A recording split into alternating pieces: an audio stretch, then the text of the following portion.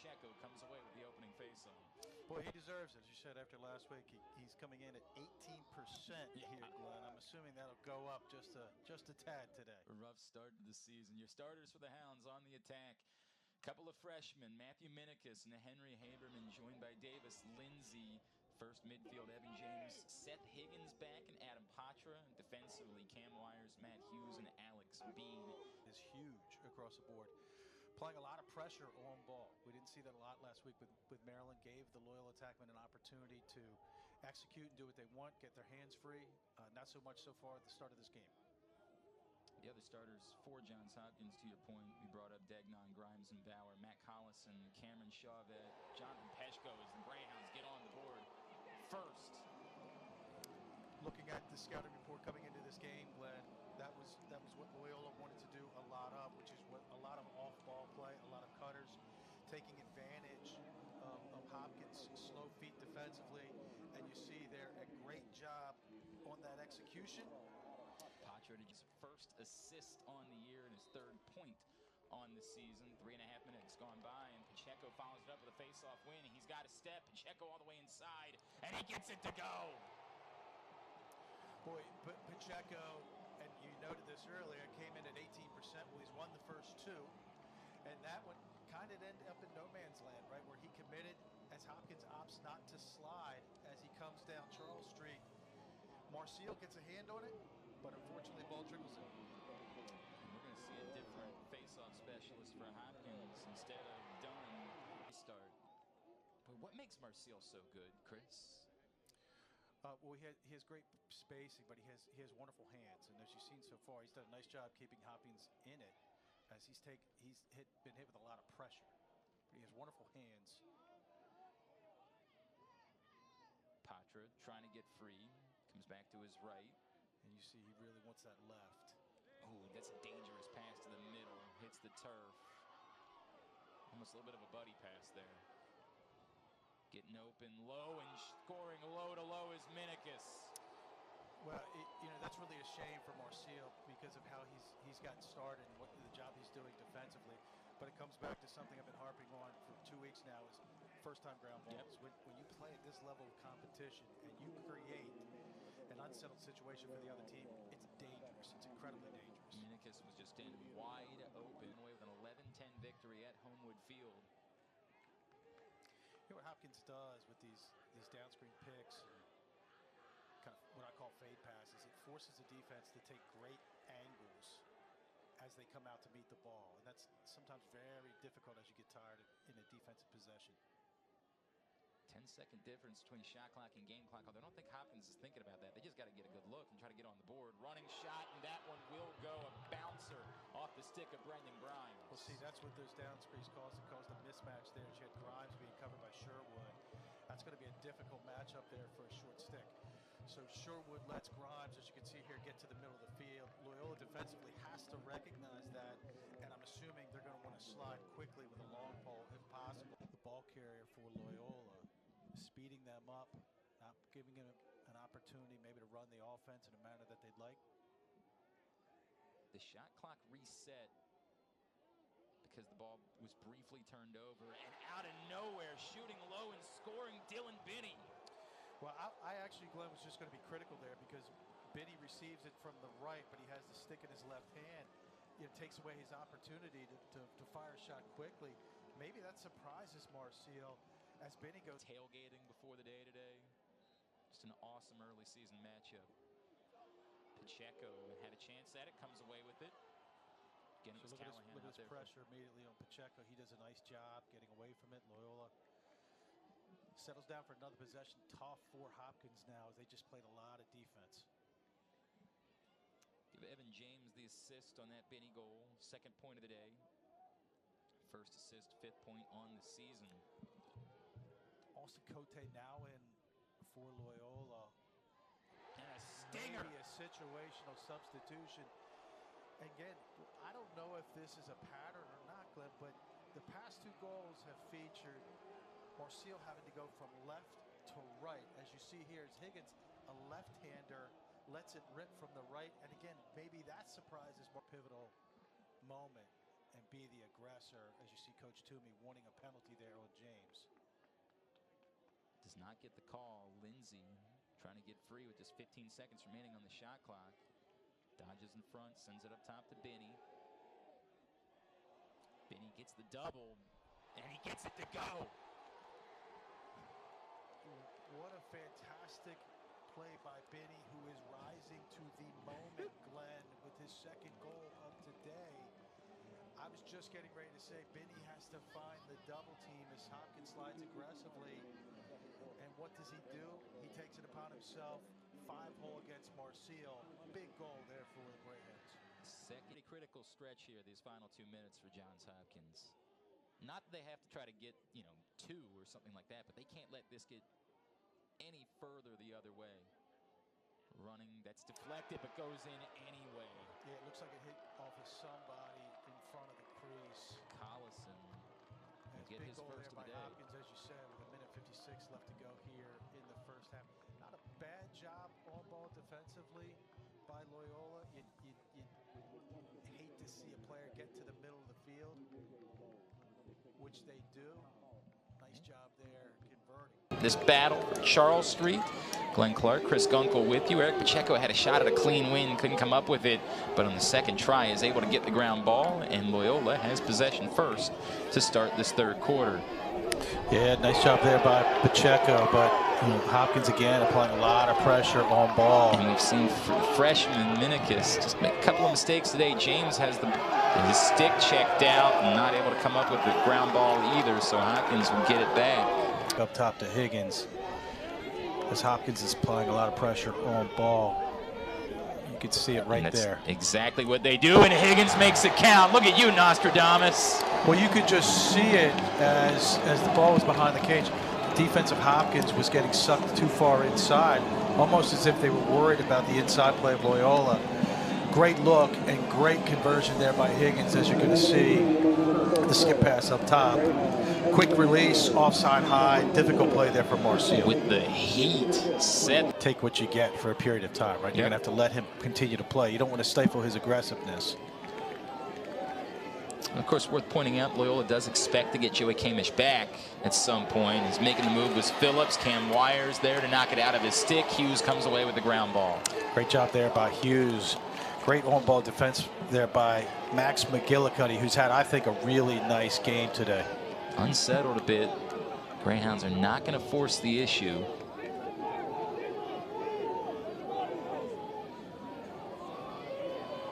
Instead, work it back to McGillicuddy, and McGillicuddy delivers.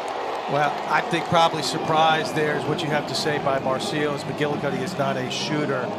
Not a great angle, right hand from the right-hand slot, but that old-fashioned bounce shot seemed to surprise Marseille, as I'm thinking, don't do it, but he's rewarded with great on-ball defensive play with an opportunity to shoot and score. Just the second goal of McGillicuddy's career, the short stick defensive midi from Higgins back to Patra, still 20 seconds. Underneath, Minikis, he was trying to make a move to get inside, but he was just pushed off that path enough. 13 seconds, shooting low and delivering. Murphy. Great job there by Murphy. I think he shot it off the screen. As again, he kind of changed planes. As a three-quarter shot, you can go low to high. He opts to go low, as you see a dejected Marseille in the cage. But Loyola does a nice job. As you see, he goes through two screens to beat Marseille low. Great job there by Murphy. First career goal for Luke Murphy. Makes it 9-2 Greyhounds. 5:15 to play in the third quarter. You're watching into the top 10 this week in both polls. After that thrilling win over Georgetown, come from behind fashion in the second half. Boy, Hopkins had Loyola spinning defensively for a while there. Ball still has to be found. And it'll be scooted out. Nice job of goosing that one into safety, allowing Hughes to get it. Hughes was trying to give it right back to Middleton, but thankfully there was another white shirt behind him, and Mustang Sally is going to get rewarded with his second goal of the year. Well, I think that starts with Hughes, if I'm not correct, as he gets the ground ball. It does a nice job finding the open man, and then Rizanka carries it and finds Sally. It may look like an easy shot to convert there, Glenn, but easier said than done, particularly if you're a short stick D midi that's not used to shooting. Does a real nice job forcing Marcio to come out of the cage and then going on matchup. It looks like they might want to exploit. Higgins with the short stick. No, he's got space in front of him. Doesn't force the issue. Still 30 seconds on the shot clock. Hung up, in trouble. A good job to keep moving by McCullough, and because of that, Evan James is able to get free.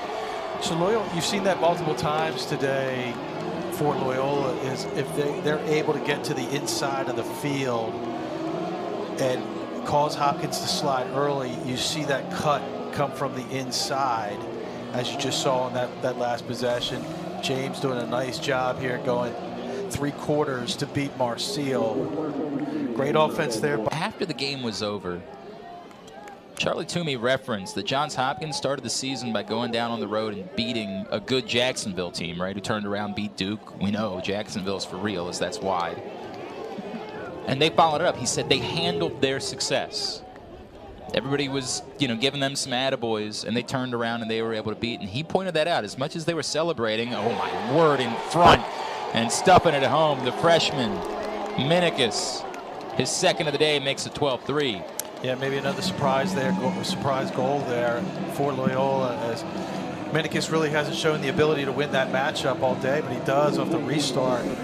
As you'll see here, just beats his matchup clean and goes low to low. Difficult there for Marcio as Minikis just beats him to the spot. And let me follow that up. He was very declarative. We've got to prove that we can handle success. I mean, he would say, I would prefer to have a big game against a formidable opponent because it allows me to get the attention of my players more easily. Right now, Loyola's got the attention of the college lacrosse world. Still work to do to finish this one off, leading 12-3. Collison picks it back up. Spins back free inside and scores.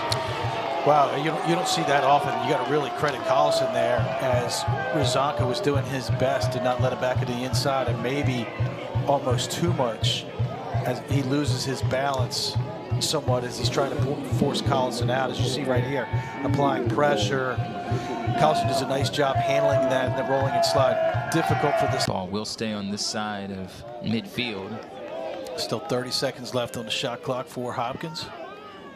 I certainly get that you're feeling the pressure. If there's any path back into this game, you got to score goals, but you can't just throw anything in the cage. That one won't get on goal. That was a really nice offensive set there for Hopkins. Loyola got lucky with a trail check, but Bean was beat, and that allows Brendan Grimes to get free. Yeah, you see Loyola's defense getting a really heavy dose of down screens and picks with the offensive player trying to get to the middle of the field. And they did so successfully there as Grimes gets to the middle. When he gets his hands free, he has a rocket of a left-hand shot on Marcio. If he does it, which he didn't, and they get rebound, potentially fast break the other way. 13th save of the day for Marcio. Now they pulled him out of the cage. Yep. Continuing the run, and that's a wide open net. Taken advantage of by Austin Cote. You live by the sword, you die by the sword, Glenn, and that's you got to do it. You have no choice but to do that. As Austin Cote converts, I thought he might have waited just a step too long, but he does not. As Loyola now pushes that advantage back up to 8 goals. As you see him get in on the inside, Marcio just a little bit too late, and I think that slide there at the end. At this point, why do it? New face out there, Najee Taylor, trying to play keep away for the Greyhounds. Taylor, the senior from Illinois.